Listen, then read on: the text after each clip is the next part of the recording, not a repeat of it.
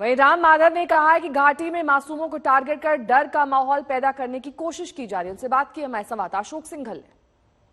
कश्मीर में जिस ढंग से टारगेट किलिंग हो रही है उस पर बात करने के लिए हमारे साथ मौजूद हैं आरएसएस सीनियर लीडर और जम्मू कश्मीर के प्रभारी रहे राम माधव जी। राम माधव जी, एक काफी समय के बाद ये चीजें सामने आई हैं। बीच में पीसफुल था, शांति थी। धारा 370 के बाद तो और कहा जा रहा था कि चीजें बदल गई हैं, लेकिन अचानक एक टारगेट किलिंग वहां शुरू हो गई है। कुछ खास तबके के लोगों को जो कश्मीरी नहीं है, जो वहां काम करने के लिए गए, उनको टारगेट किया जा रहा है। किस ढंग से देखते हैं, क्या वजह है इसके पीछे?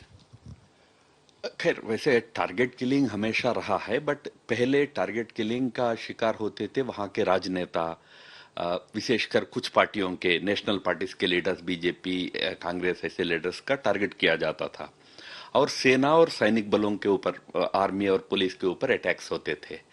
इस समय क्योंकि सुरक्षा व्यवस्था इतना पुख्ता हो गया, इतना स्ट्रांग हो गया वहां, इस प्रकार कोई हाई प्रोफाइल टारगेट्स को अटैक करना बिल्कुल आतंकवादियों के लिए संभव नहीं हो रहा है।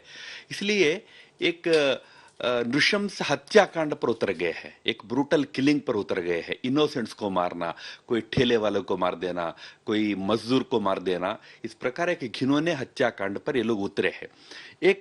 एक नया तरीका उन्होंने अपनाया डर फैलाने का।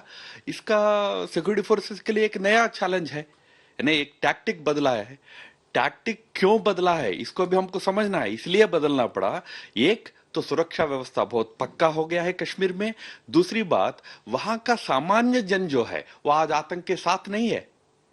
इसलिए कैसा भी करके एक भय का माहौल पैदा करो, उसमें से कुछ लोग रोते हैं, रिफ्रैफ होता है, उनका सहारा लेकर इस प्रकार हत्याकांड करो। ये नए साजिश पर आईएसआई चल रहा है। लेकिन लोकल लोग कम है इसमें, ज्यादा जो बाहर के लोग काम करने के लिए गए हैं, बिहार से, यूपी से, उन लोगों को ज्यादा टारगेट किया जा रहा है। नहीं, बिल्कुल वही तो मैं कह रहा हूं। इस प्रकार मासूम लोग जो अपने रोजी रोटी के लिए गए हैं, जो वास्तव में कश्मीरी समाज के लिए बहुत मददगार है, वो लोग बहुत सारे चीज वहां कश्मीरी समाज के लिए भी वो लोग काम करते हैं।